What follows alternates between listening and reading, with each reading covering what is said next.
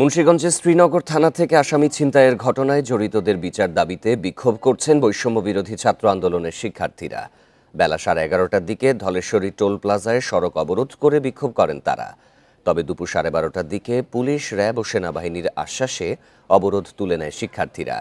এ সময় আইনশৃঙ্খলা বাহিনীকে আসামি গ্রেপ্তারে 2 ঘণ্টা সময় বেঁধে দেয় শিক্ষার্থীরা। একই সঙ্গে থানায় পর্যাপ্ত পুলিশ মোতায়েনের দাবি জানানো হয়। এছাড়া সড়কে বিক্ষোভের সময় এক ছাত্রীকে লাঞ্ছিতের ঘটনা ঘটলেও পুলিশের নীরব ভূমিকায় ক্ষুব্ধ হন শিক্ষার্থীরা। মুন্সিগঞ্জে একটি মারামারির মামলায় যুবদল নেতাকে গ্রেপ্তারের পর শ্রীনগর থানা থেকে ছিনিয়ে নিয়ে যায় বিএনপি নেতাকর্মী সহ এলাকাবাসী।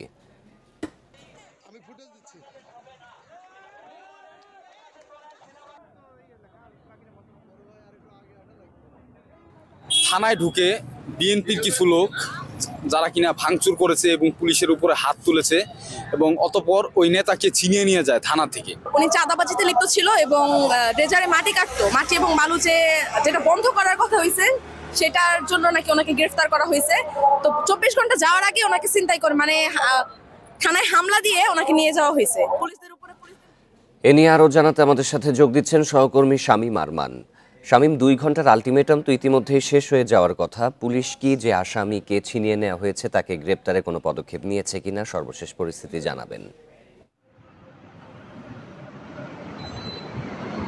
আমরা কিন্তু আজকে সকাল 11টা থেকে কিন্তু মুন্সিগঞ্জের যে টোল প্লাজা সেখানে অবস্থান করছি এবং সকাল 11:30 এখানে বৈষম্য বিরোধী ছাত্র আন্দোলনের যে শিক্ষার্থী তারা কিন্তু সকাল 11:30টার দিকে এই মুন্সিগঞ্জের যে টোল প্লাজা সেই টোল প্লাজার সামনে তারা অবস্থান করে এবং অবস্থান করার পর থেকে তারা কিন্তু যে এখানের যে এক্সপ্রেসওয়ে আছে সেখানে কিন্তু সবকিছু বন্ধ করে দেয় এবং দুই পাশের যে যানবাহন তা কিন্তু বলা যাচ্ছে দুর্ভোগের সৃষ্টি হয়।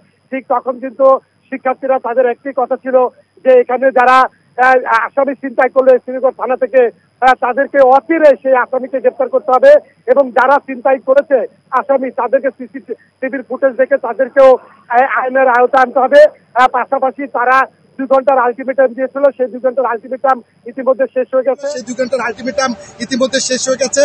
তবে পুলিশ প্রশাসন বলছে যে 2 ঘন্টার আলটিমেটামই কিন্তু যথেষ্ট নয় একটি আসামিকে ধরার জন্য এবং তারা আমাকে যেমনটা বলেছে যে 2 ঘন্টার মধ্যেই তারা কিন্তু এই আসামি যে উদ্ধার সেটা কিন্তু সম্ভব নয়।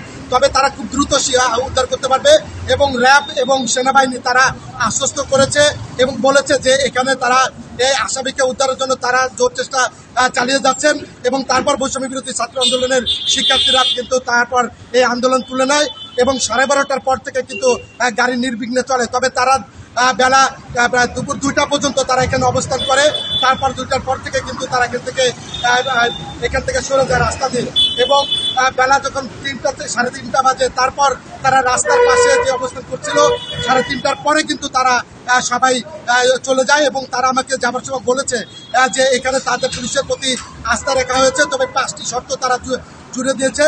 যারা আসামি চিন্তা করেছে তাদেরকে গ্রেপ্তার করতে হবে, আসামিকে তাতে আইনের আওতায় আনতে হবে, পাশাপাশি যারা বৈষম্য বিরোধী ছাত্র আন্দোলনের এক শিক্ষার্থীকে এখানে লাঞ্ছিত করেছে তাদেরকে আইনের আওতায় আনতে হবে। তো সর্বশেষ হচ্ছিল মুন্সিগঞ্জের যে টোল প্লাজা সেই টোল প্লাজা থেকে আমার কাছে এটি ছিল সর্বশেষ সংবাদ। মুন্সিগঞ্জ থেকে জানাচ্ছিলেন সহকর্মী শামীম আরমান।